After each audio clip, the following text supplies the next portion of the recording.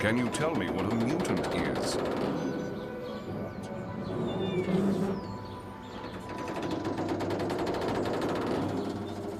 According to the Oxford English Dictionary, it's an individual, organism, or new genetic character arising or resulting from mutation. According to the newspapers, it's a superpowered sociopath hell-bent on nothing less than the absolute destruction of the entire human race. The truth, like most things, lies somewhere in the middle. My own definition of that six-letter word is just an ordinary person with an extraordinary talent. Why we have these gifts is impossible to say. Speculation ranges from holes in the ozone layer to nature preparing us for life in the third millennium, but no one really knows the answer. All we know is that these talents make us different, and those differences make people nervous in these strange, uncertain times. My name is Professor Charles Xavier, and as I prepare for an international tour to promote a book I've just published, I've been asked to write an article which might alleviate your fears. I want to tell you about a school I founded where these extraordinary talents are being very carefully cultivated. Personally, I've never understood why individuals who exhibit mutant abilities are regarded with suspicion when every other form of excellence is lauded by society. Are songwriters persecuted for the power of their lyrics? Are quarterbacks hounded for the accuracy of their arms? Miss this and you don't get near me for a week, McCoy! I am truly sorry about this, Henry, my friend. Don't worry about it, Peter. I've still got HBO.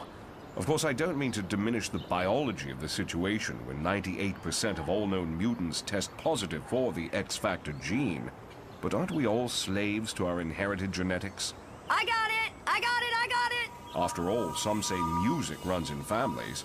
No way! Powers are supposed to be off limits, man! She's using her telekinesis!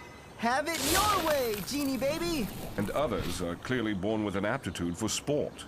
Are mutants singled out for alienation because our talents can extend to freezing raindrops and leveling mountains?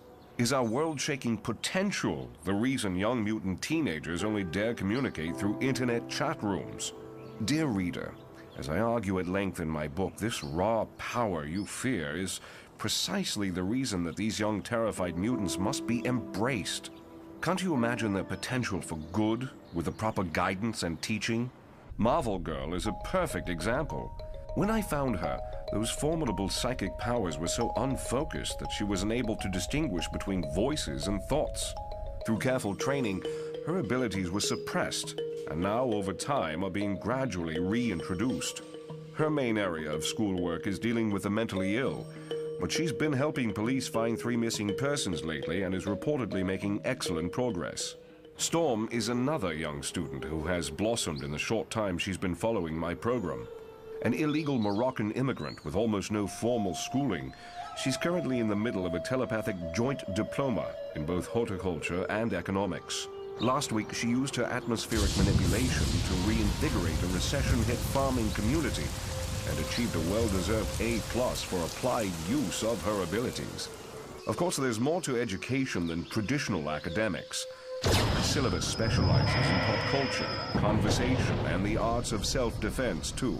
Cyclops, for example, might have very poor grades, but his leadership skills are exceptional in our virtual reality combat classes. Twice a week, between chemistry and humor, I ask him to utilize these gifts and do something dangerous with groups of underprivileged youngsters. As an orphan himself, I know he appreciates the importance of a solid and dependable role model. When we first found him, Xmen was as traumatized and frightened as any other 15-year-old schoolboy would be in his unusual situation. Oops, didn't realize this was the ladies' dressing room, girls. Once is an accident, Bobby Drake. 3 times in a single week is a little boy asking to be mashed up in an ice bucket. But his warm heart and sense of humor have been a source of strength to everyone lately, particularly in the late-night compassion exercises I assigned him. The same holds true for our sensitive and intelligent beast. More than anyone, he has a right to despise mankind for the atrocities which were committed against him. But his passion for research remains undiminished, his latest project being a breathtaking alternative to the expensive pharmaceuticals required in third-world countries. Although I must confess I do worry about the amount of time my prize student spends working in the school laboratory sometimes. You're my #1 guy in the X-Men, Beast. Really? What makes you say that? Because you're the cutest. Why, thank you, my dear. You sound pretty darn cute yourself. But perhaps the development I'm most proud of is how Wolverine and Colossus have reinvented themselves over these last few months. Both young men raised in violence and misery, they now spend their evenings scanning newspapers for hard luck stories and unsolved crimes, walking the streets from dusk till dawn in search of people who might need their particular kind of help. Of course, it would be naive to suggest that the mutant influence is always an entirely positive one. It's understandable that people are afraid when they see their Homo sapien children declare themselves X-Factor positive, or hear the lyrics to their anti-human songs. Let me get this straight. You're saying evolution makes us sophisticated, and sophistication just makes us exponentially cruel? Spike Lee's upcoming Magneto biopic clearly isn't going to help matters, nor is Professor Bolivar Trask's popular theory that mutants have cruelty hardwired into our genes. All the evidence you need is the difference between 2 world wars and a petri dish full of amoebas, Al. If mutants are an extension of everything man has brought to the world, I'm not sure that the future is a place I particularly want to live. It's a very compelling argument, particularly in light of the Brotherhood of Mutants' reemergence as a political force, and what they did to the Japanese financial district last week.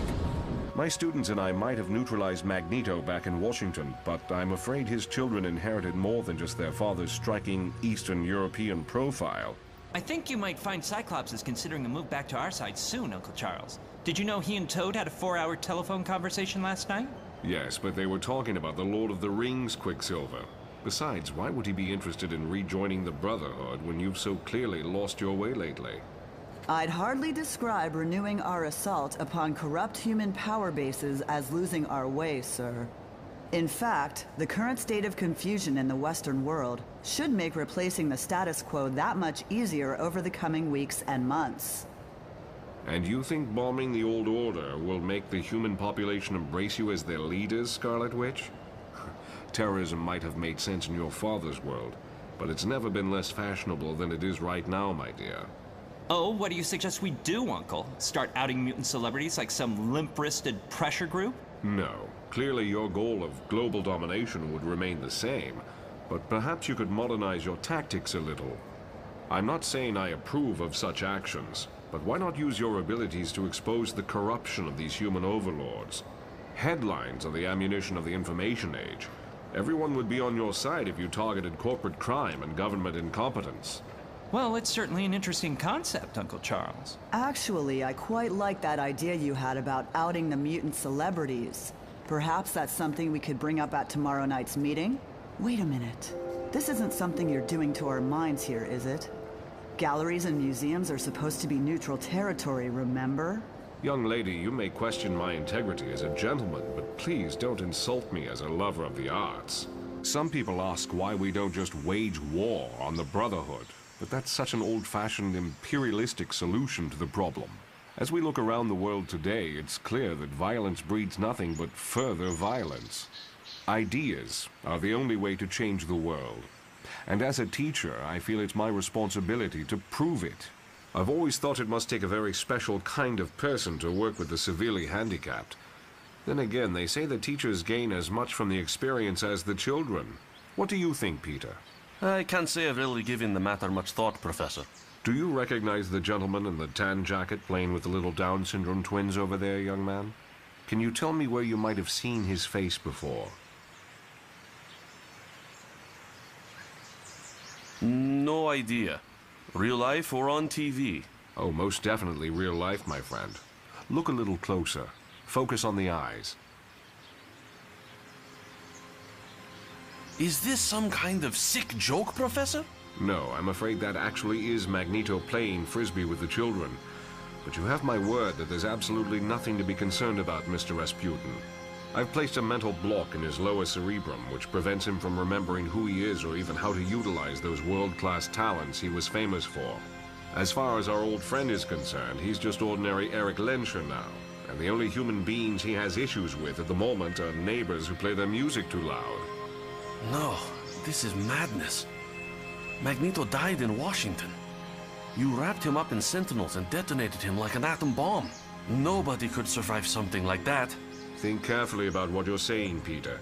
Do you really think I would take the life of another living creature when a peaceful solution presented itself? What you witnessed back in Washington was the neutralization of a terrorist leader responsible for the deaths of tens of thousands of innocent Americans. The public were baying for blood. I couldn't just hand him over to be hung by his neck in a fiberglass cell. Post-human problems require post-human solutions, Peter. I teach rehabilitation at my school, not revenge. I'm sorry, Professor. I'm sure your intentions were noble, but don't you think this has the potential to be a very, very bad idea? Why? The man on the street feels satisfied because the bogeyman has been removed from his life. And dear sweet Eric over there has never been happier. He's living in Queens, eating at Denny's, and going to the cinema once a week with a single mother who lives in the next apartment building. Once his old issues with Homo sapiens have been resolved, I honestly believe we might even be able to remove the blocks and reintroduce him to society once again. Oh, dear God. It is not that I don't appreciate what you're doing here, sir. I just wish you'd keep this stuff to yourself sometimes. Things like psychic rehabilitation are just a little too big to fit into my head at this point in my education. Don't undersell yourself, Mr. Rasputin.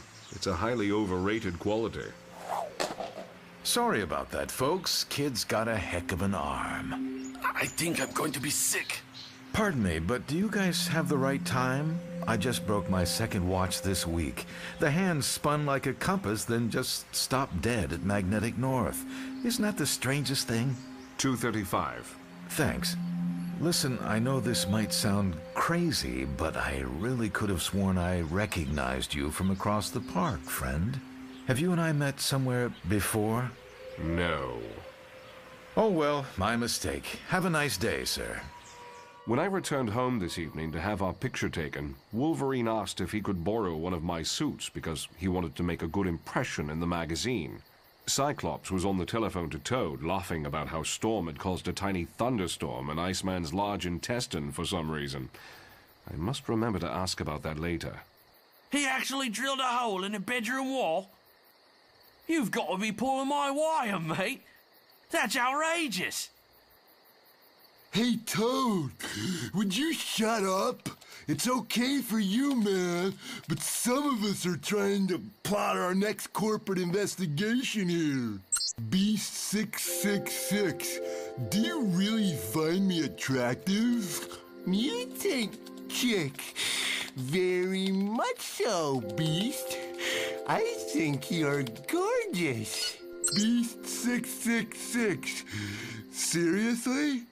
Shortly before I began to finish this article, the police called and said they had found the 3 missing girls precisely where Marvel Girl had suggested they look for them. For a moment, I pause and reflect upon Trask's idea, and wonder if evolution is indeed moving in the wrong direction. But although man invented torture and cruelty, we must also remember that evolution gave us science and art and empathy, as well as upright backs and opposable thumbs. Why should people think we're just a mutation of everything bad about themselves? Isn't there a chance that we could also be an evolution of man's intrinsic capacity for good?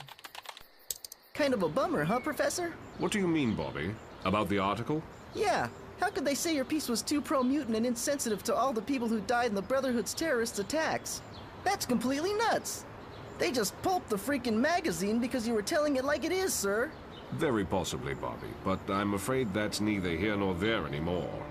Come on, let's figure out who you're going to save today. All we know is that these talents make us different, and those differences make people nervous in these strange, uncertain times. My name is Professor Charles Xavier, and as I prepare for an international tour to promote a book I've just published, I've been asked to write an article which might alleviate your fears. Somewhere in the middle.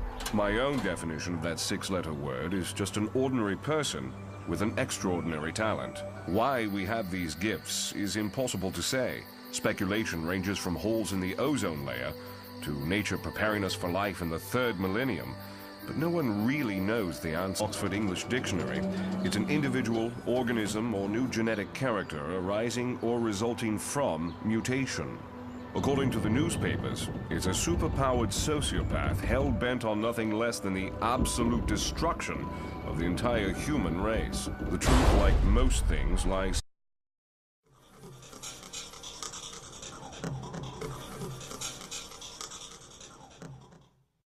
Can you tell me what a mutant is?